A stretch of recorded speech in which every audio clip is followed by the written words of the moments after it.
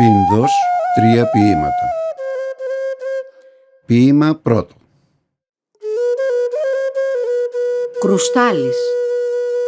Προσκύνημα εκάναμε εκεί ψηλά στην Πίνδο, στον ποιητή που άγουρος έφυγε από τη ζήση, που τόσα ετραγούδησε για το βουνό, τη στάνη, για της αγάπης τον καημό, τη λεβεντιά, τη νιώτη, τις όμορφες και λιγερές που είχε το Σιράκο, την Κόλφο την περήφανη, τη Χρύσο Αρχοντοπούλα που βρέθηκε στην αγκαλιά του λάμπρου πιστικού της, που πέτρα έγινε αυτή και ο πιστικός πουλάκι.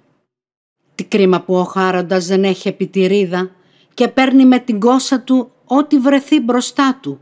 Αφήνει τους ανήμπορους να τυραγνιούνται χρόνια και σέρνει μες στα τάρταρα τάξια παλικάρια. Ξαμπήκαμε στο σπίτι του, στο νου μου ήρθαν στίχοι του πόθου που είχε ο ποιητής για την πανόρια Πίνδο, για τις βρυσούλες, τις βοσκές, τα λόγκα, τις ραχούλες, τις ρεματιές, τα κράκουρα και τα περάσματά τους, για τη λαχτάρα του χωριού, τα παιδικά του χρόνια, τα ήθη και τα έθιμα που είχαν οι βλάχοι, τη φθήση που κατέτρωγε όλα τα σωθικά του σταυραϊτού το πέταγμα, τα 2 του κλαπατάρια που πρόσμενε να τον ευρύ στην Πίνδο να τον πάει. Παρακαλώ σε σταυραϊτέ, για χαμηλώσω λίγο και δώσ' μου τες στερούγες σου και πάρε με μαζί σου. Πάρε με πάνω στα βουνά, τι θα με φάει ο κάμπος. Μες του Κρυστάλλι το χωριό, προσκυνητής σαν ήμουν, περιδινούσε το μυαλό για λόγους και αιτίες. Καταιγισμό δεχόμουν από 1002 εικόνες, της Πίνδου της Μυριόσκεμης που αντίκρυ ορθωνόταν και τη δομή του οικισμού που χώρα άλλη δεν έχει.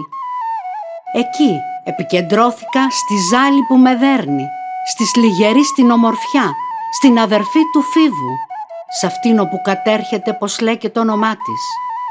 Με τη θωριά τη θεϊκή κορμή μιας βεργινάδας και τις αναζητήσεις της στον σύμπαντα τον κόσμο. Συνεπαρμένοι φαίνονταν και τρισευτυχισμένοι, όπως αρμόζει σε θεά στο φυσικό θρονί της. Κατά τα απομεσήμερο, σε λαγκαδιά μια στάση, στη βραχοσκέπαστη μονή, την ζηλευτή Κυπίνα, καθώς την αντικρίζαμε, με έκσταση, με δέος, θεόρατη μας φαίνονταν και έτοιμη να πέσει. Μα στέκει εκεί αιώνια το κτίσμα του ανθρώπου, να προσκυνούν οι χριστιανοί, να το θαυμάζουν όλοι. Στον πεζεμό ανοίξαμε του ποιητή τη βίβλο, σαν ύψωμα το κάναμε στο μέγα λογοτέχνη. Απαγγελία έγινε σ' όλες τις χελιδόνες.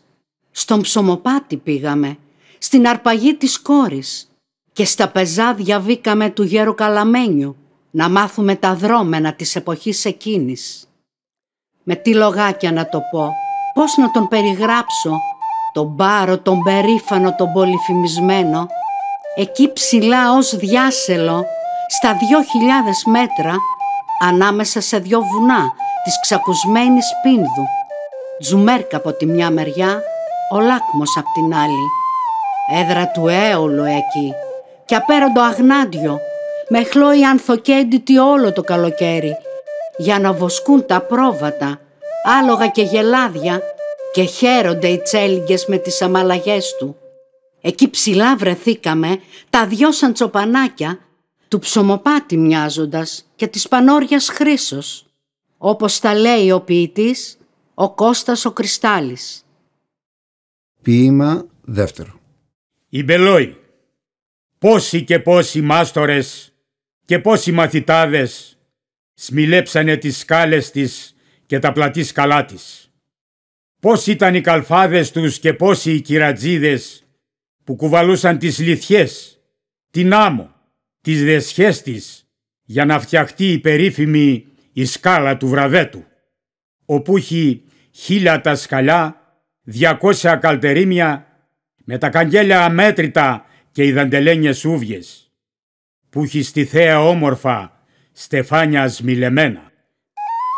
Ο Οδυπόρος, σαν βρεθεί απάνω στο ζαγόρι και πάει στο Καπέσοβο με το κρύο νερό του, του Βολοδήμου το χωριό, της πενεμένης Όλγας.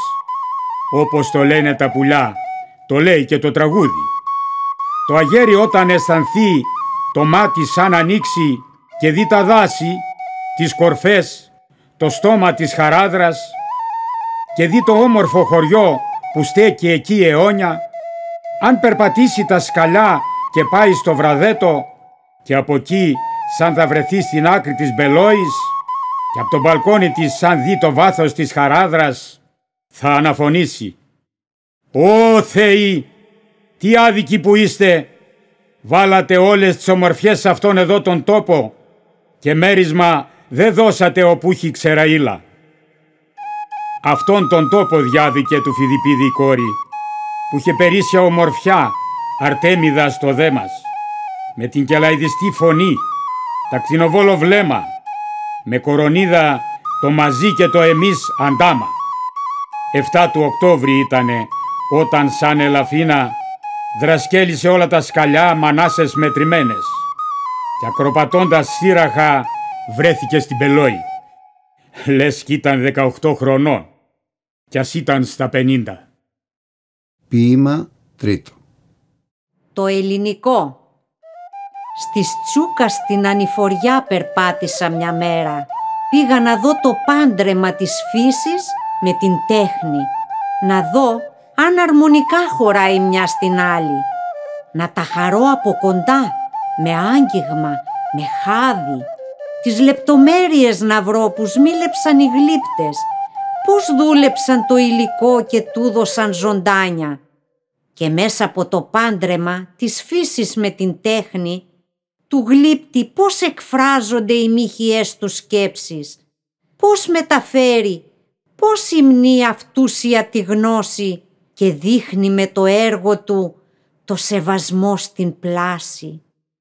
Ήθε ο κόσμος γύρω μας τη γνώση να νοήσει, να του δοθεί το έναυσμα τροφής του πνεύματός του, να χαίρεται και να τιμά της τέχνης τη μαγεία, συνοδοιπόρος να γεννεί της Άρτεμις, της Γαίας, με καρδιακή διάθεση την άβρα να σκορπίζει και από γενεά σε γενεά ο κοινωνός τους να είναι, έχοντας ως παράδειγμα το δάσκαλο της τέχνης, που άοκνα διακονεί στα λοτινόλο ζέτσι, γλυπτά στο έμπα του χωριού, γλυπτά στο μεσοχώρι, μουσείο στείνοντας εκεί το κάλος να υμνείται.